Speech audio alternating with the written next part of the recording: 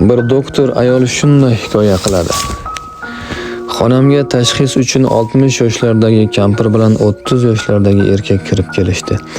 Erkakning kampirga bo'lgan o'ta iliq munosabati diqqatimni tortdi.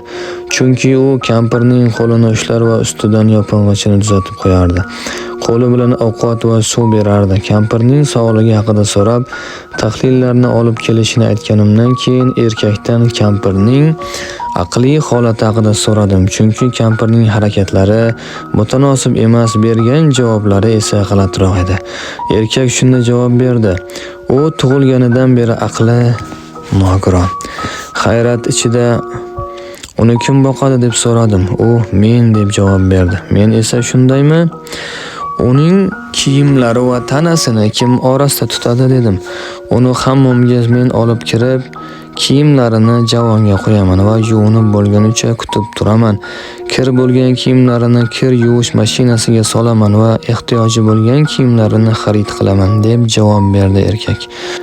"Nega unga qaraydigan xizmatkor ayolni ishga olmaysiz?" deb so'radim. U "Chunki bechora onam bolalarga o'xshab shikoyat qila olmaydi. Shuning uchun xizmatkorning onamga ozor berib ko'nglini og'ritishidan qo'rqaman." "Siz uylanganmisiz?" "Ha, alhamdulillah, farzandlarim ham bor." "Unday bo'lsa onangizga rafiqangiz qarar ekanda, u ham qo'lidan kelganicha g'amxo'rlik qiladi. Ovqatlarini pishirib yediradi. Onamga yordam berishi uchun xotinimga xizmatkor ayol tayinlaganman. Biroq men o'zim onam bilan birga ovqatlanishni yaxshi ko'raman, sababi uning qand kasali bor. Uning so'zlarini eshitar ekanman, hayratlanar va ko'zimning yoshlarini arang tutib turar edim.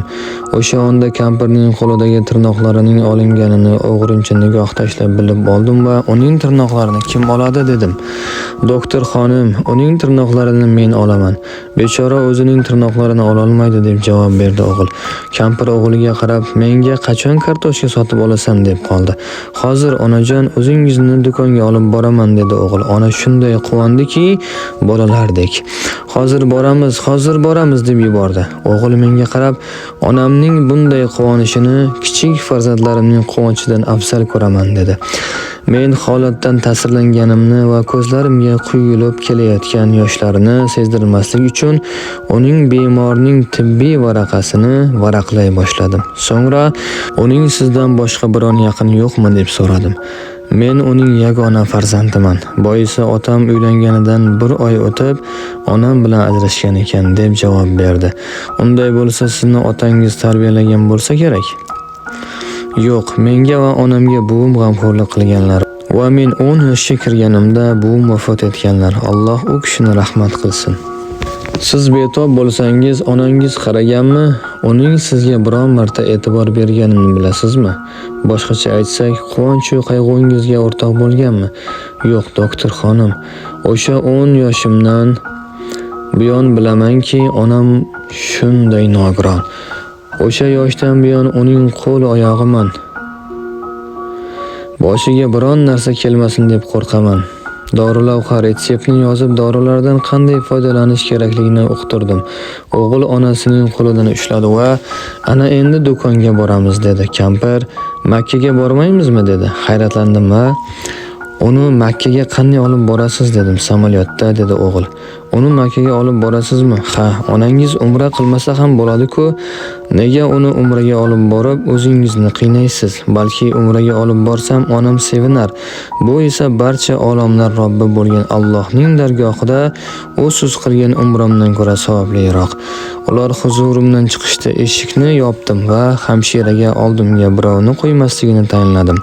Ichimdan kelgan yig'i portladi.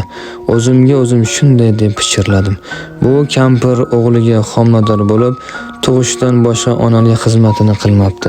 Na tarbiya beribdi va na kechalari bedor bo'libdi.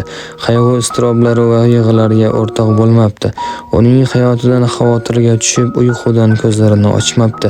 Lekin o'g'lidagi mehr va g'amxo'rlikni qara. Xolisan lilloh, aytchi. Aqli hushi joyida bo'lgan onalarimizga mana shu o'g'ilning aqli nogiron onasiga qilgan muomalani qilyapmizmi?" Ibrat: bir odam ziyoratda onasini ko'tarib borib tavof qildirayotgan ekan, u payg'ambar sallallohu alayhi vasallamdan onamning haqqini ado qildimmi deb so'rabdi. Shunda payg'ambar sallallohu alayhi vasallam yo'q, bir oq tortishning haqqini ham ado qilganing yo'q degan ekanlar. Ota-ona xuddi ikki ko'z kabidir. Biri o'ng, ikkinchisi chap. Agar ularning biridan judo bo'lsang, ko'rishing xiralashadi. Ikkisini ham yo'qotsang, ko'r bo'lib qolasan. Ularni ikki ko'zingni saqlagandek avayla. Farzand ota-onaning huzurida o'zini qanchalik xokisor tutsa, shunchalik yaxshi. U o'z rahmatini xokisorlik ila ota-onasiga pastlatib, bayondoz qilsa ham oz. Shu bilan birga doimo ularga Alloh taolodan rahm shafqat tilab duo qilib turishi lozim.